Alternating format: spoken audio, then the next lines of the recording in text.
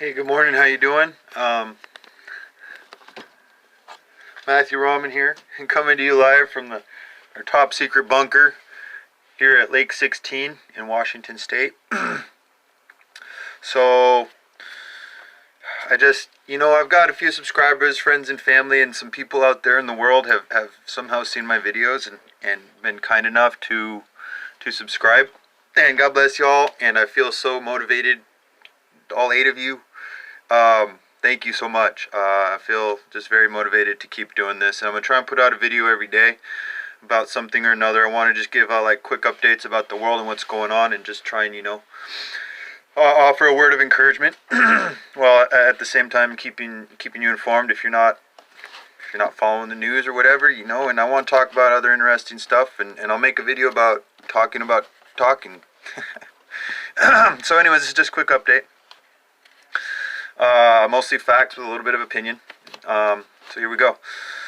The troops are coming home. There's a lot of troops coming home. I said in one video a week or so ago, 68,000 troops. It was 6 to 8,000 troops, 7,000 troops coming home from Afghanistan, pulling out of Syria. Totally, we still got bases in Iraq, so we're gonna have a military presence somewhere. But lots of people coming home. There is a much more peaceful situation over on the Korean Peninsula. That's fantastic what's going on there. I haven't gotten any real news since the update, back in like June or July when Kim Jong-un was initially talking about peace, with South Korea, and everything was really going well. So I forwarded a video to a bunch of people right now. It's called Storm is Coming.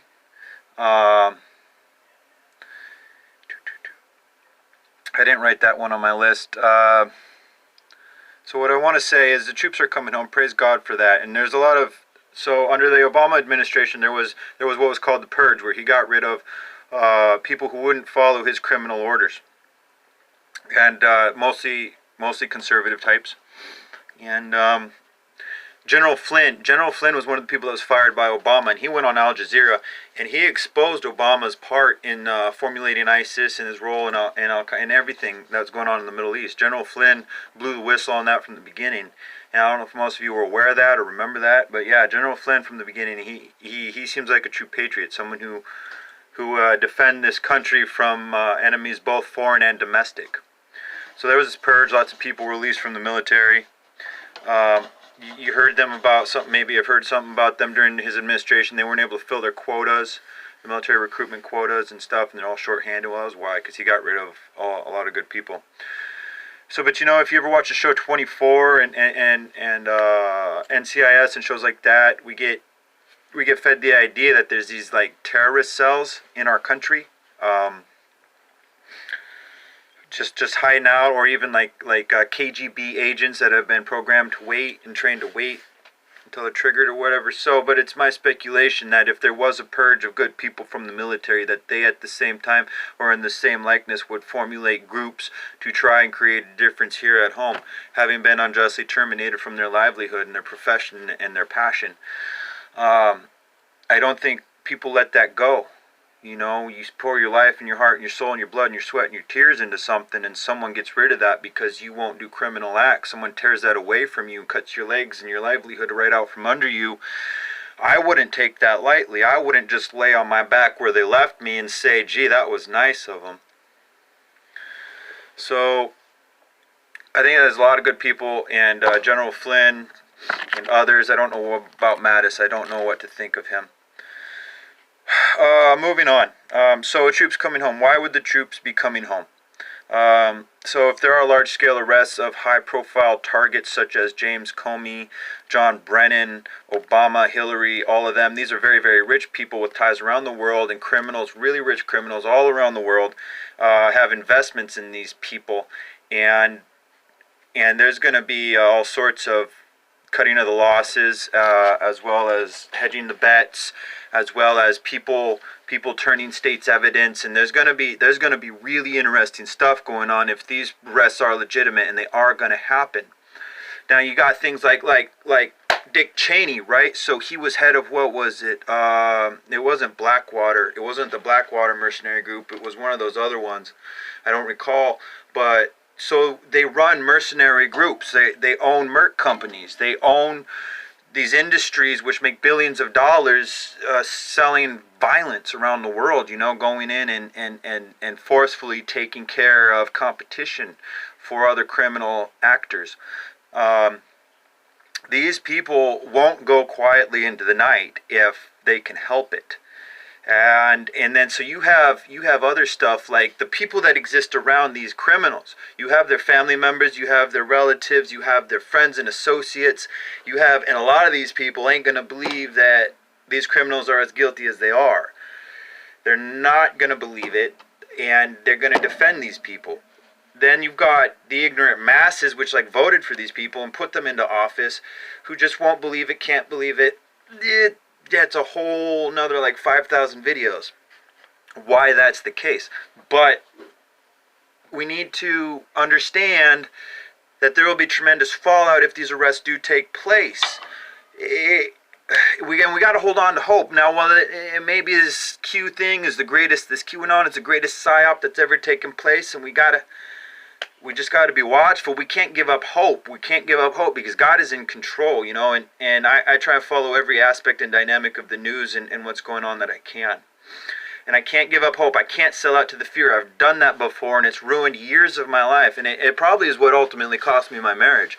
So don't sell out to fear. Don't sell out to the potential catastrophe and chaos. Don't sell out to it. Even if it's upon you, you got to hold on to hope. Act prudently and prepare. And if you got to bug out for a while, bug out. Bug in. You do what you got to do. But don't give up hope. You keep your prayers going and your faith in God because He is sovereign above all. So they're coming on because if those arrests take place, you're going to have that. You're going to have that fallout. You're going to have that resistance. You maybe shootouts and hired guns. And a lot of people aren't going to know what's going on. They aren't going to know what's going on. Where to turn or how to act. So then there's also the financial reset potential that's going on. As of the beginning of the year, continually throughout last year, countries around the world were ditching the dollar. This is still going on. Putin's put articles about it. Mike Maloney from goldsilver.com, one word goldsilver.com, Mike Maloney, he covers this really well, what's going on around the world with the economic situation and currency resets in countries everywhere. It's not just us that's experiencing this.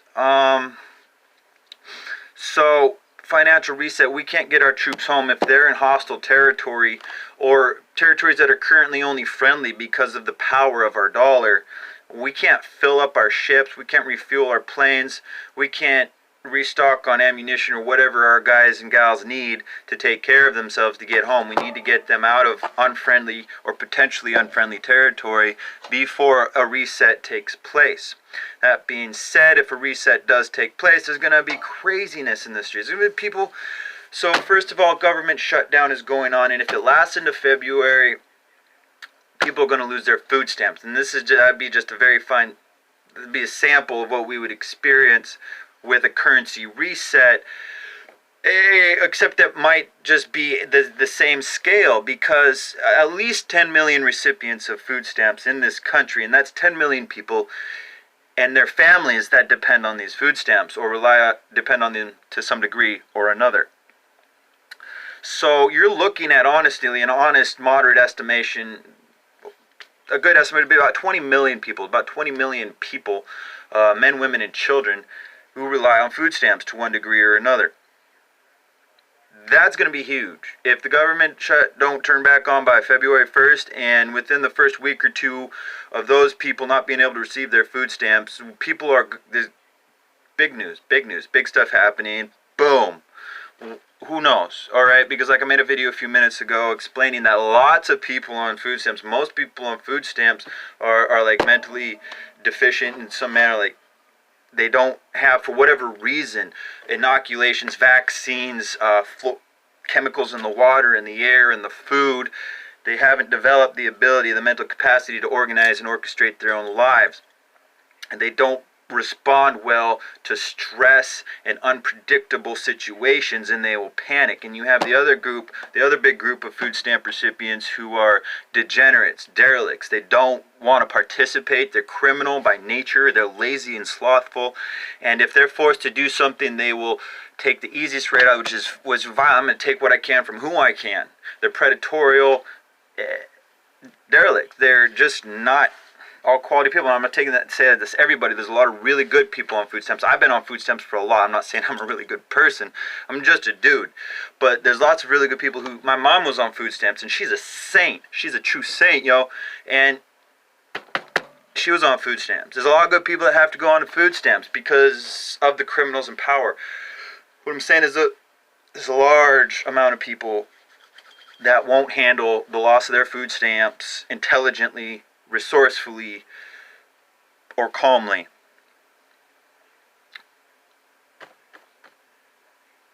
Another reason the troops might be coming home is because there are documented UN/foreign troops already on our soil as of since at least 2008, but definitely 2015. UN soldiers and military vehicles have been spotted on our soil, filmed, documented, etc. And if we have a greater presence of foreign troops here when the shit hits the fan, when everyone drops the dollar, I don't like that situation. I would much rather have our troops here than their troops here.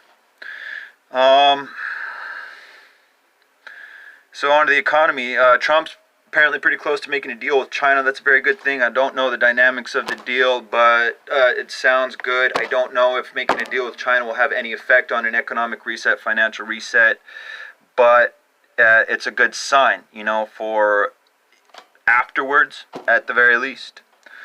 Silver versus gold. Buy silver. Silver's still under $16 an ounce, which is, praise God. Get silver while you can. Silver is a better buy than gold because it's so much more affordable right now. But not only that, the gold to silver ratio on a fiat, this weird since the 70s trading system, gold to silver should be like 50 to 1. Right now it's 80 to 1. But if you go back to before the Federal Reserve, it was 16 to 1. It was 16 ounces of silver to buy 1 ounce of gold. Now and then after the Federal Reserve, it was 30 to 50 ounces of silver to buy 1 ounce of gold. And right now it's 80 ounces of silver to buy 1 ounce of gold. And that's going to come back. That's going to come back with any sort of reset. You're going to have silver move back closer to gold. And there's a whole bunch of other stuff out there about... No kitten, please not right now. There you go. Go behind the camera. There's a lot of stuff out there right now about ratios versus world currencies to precious metals, and silver's at the top of that pyramid. So jobs right now, layoffs are taking place. They are taking place. That's not a good sign. And on a final note, the Aussie dollar, which is the longest running fiat currency like in history without any recession, for 27.5 years, the Aussie dollar has not experienced any recession. It is experiencing a recession now. And so that's a telltale sign for global international markets and what's pending for countries that don't have a gold standard. So hey, God bless it. Take refuge in the Lord. He's sovereign over all. There's cause for hope. Do research, look into it, look into both sides of the story, and pray and use discernment, and seek out the truth for yourselves, because every one of us will learn something and know something that no one else in the world will. So, hey, God bless you all. Happy New Year, and thank you to my subscribers. You're amazing.